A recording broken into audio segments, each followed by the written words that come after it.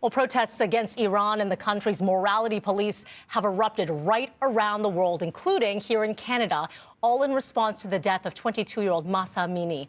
Here with reaction on Canadians rallying to demand justice, Kaveh Sharon, lawyer and senior fellow at the Macdonald-Laurier Institute. Good morning to you. Good morning, Melanie. Good to be with you. I want to begin here. You were one of the organizers of a massive protest that happened in Richmond Hill, Ontario, projecting, 50,000 people who turned out. Can you talk a little bit about that day and why this doesn't surprise you that people are coming out in numbers? No, it doesn't surprise me because, I've been working on human rights issues in Iran for a long time. And I know that, the Iranian Canadian community, reflecting the sentiments of the people back in Iran, they deeply, deeply despise the regime that has had power in Iran for 40 years. And this protest, and as you say, the police estimated 50,000 people came out. The protest was a reflection of that sentiment, of this feeling that they're tired of living with these misogynistic laws, with a regime that has destroyed and isolated their country, and a feeling that they need the support of the international community for them to topple this regime and put a democratic regime in place instead. Now, this is just one example of the protests that we've seen. We've also, just in North York, a couple at Melasmin Square here in Toronto, but several, as mentioned, right across the globe. From a Canadian lens, a number of sanctions against Iran. Is that enough?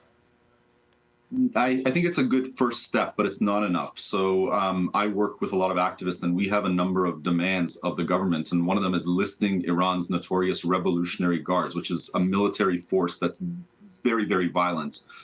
We want them listed as a terror organization. That didn't happen yesterday, though some of the top leaders of that institution were sanctioned. Also, a couple of years ago, Iran shot down a civilian plane with many Canadians on board. And we want the Canadian government to pursue that more vigorously and take this to international courts like the International Criminal Court. And again, Canada's government hasn't yet done that. So we're pushing them to take further action. You're seeing the visuals here. Of course, speaking of January 2020, flight PS 752 struck by two missiles here.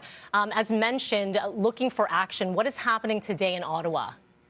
Yeah, so today marks the 1,000th day since that attack, and a number of members of the Association of Families and their allies and supporters are headed to Ottawa for a rally to hold the government to account. I don't know if you can see it in the frame, but I'm wearing a shirt yes. that has the logo of the association on it in solidarity with them. They're going to Ottawa to demand that the government keep the pressure on the Iranians, more so than they've done in the past, so that there's truth and accountability.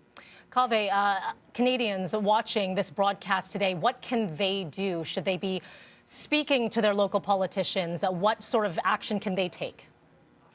Yeah, one of the things that Iran's regime wants is for this story to disappear from the headlines so they can go on killing protesters and continuing their dictatorial rule. And so what we need Canadians to do, it doesn't seem like much, but it really is meaningful, is for them to continue to talk about this in the media, on social media, wherever. And as you suggest, writing to their elected officials to let them know that this is an important issue for them and that Canada should be leading the way in the international community.